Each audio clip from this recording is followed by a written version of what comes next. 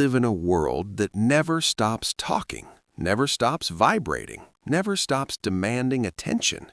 Yet the most terrifying sound is not the chaos outside, it is the absence of it, the silence we cannot escape within ourselves. It is always there, lurking, patient, waiting behind the constant noise. In that quiet, the truths we have ignored begin to speak. They whisper in subtle ways, reminding us of fears, regrets, and desires we have long buried. We avoid this silence, filling our days with sound and motion, yet it is not gone. It waits, it watches, and it asks us, who are we when no one is listening, when nothing calls for our attention, when we are finally alone with ourselves? Can you hear it? The whisper beneath the hum, beneath the chatter, beneath the unending noise of the world? It is there, patient and unyielding, and the moment we truly listen, the quiet becomes impossible to ignore. In the modern world, silence is almost extinct. Every moment is consumed by stimuli, phones buzzing with messages, social media feeds scrolling endlessly, televisions narrating lives not our own, podcasts filling our ears, emails demanding attention, social obligations weighing on our shoulders like unseen bricks. Each sound, each notification acts as a shield. It protects us from the confrontation we fear most, the confrontation with our own mind. For in silence, the unprocessed emotions, the regrets, the unacknowledged desires rise up, demanding recognition. Noise is no longer entertainment, it is survival. But at what cost do we survive in constant distraction? What are we hiding from within ourselves? Every moment spent avoiding the quiet is a moment stolen from self-reflection, a moment denying the truth that waits beneath the surface. The hum of life, the constant motion, keeps us from seeing who we truly are. Friedrich Nietzsche wrote, "He who despises himself still respects himself as one who despises." In this paradox lies a profound truth. Our distractions are deliberate, unconscious shields against discomfort. They mask the fire of our inner truth beneath smoke and noise. We fill our lives with chatter, music, and activity, yet inside the shadow stirs. Jung called this the repressed self, the part of us we refuse to acknowledge, the part that waits silently for recognition. Nietzsche warned of self-deception, of a life spent hiding from the inner fire while claiming busyness and entertainment as shields. Beneath every notification, every task, every distraction, the inner self waits quietly, patiently. It waits not for chaos, but for attention. And when we finally meet it, we must confront what we have long ignored. Humans are wired to seek stimulation. Our ancestors relied on alertness to survive, reacting to threats and rewards in their environment.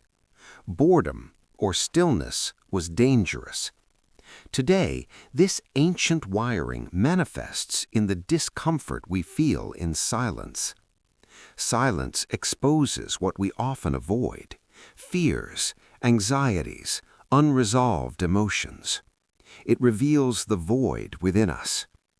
Existential philosophers like Kierkegaard called this awareness angst, the uneasy realization of uncertainty, mortality, and the immense freedom and responsibility of life. Cognitive psychology tells us that our brains are uncomfortable with emptiness. The default mode network, active in moments of rest, draws connections between memories, regrets, and fears. In silence, these thoughts emerge unfiltered. Noise temporarily masks them, but every scroll, every conversation, every distraction merely delays the inevitable confrontation with ourselves. The void waits, and it is patient. Consider a crowded cafe. The chatter of voices, the clinking of cups, music murmuring from a corner speaker. It is mundane, even comforting for most. Yet for some, panic lurks beneath the surface, subtle but insistent. Even amidst noise, the mind recoils. The distractions are not enough. Anxiety tightens around the chest, a constant reminder of the inner void we cannot escape. Every laugh, every clatter, every movement is a mirror reflecting the fears we hide from. The irony is profound. External chaos cannot drown the internal storm.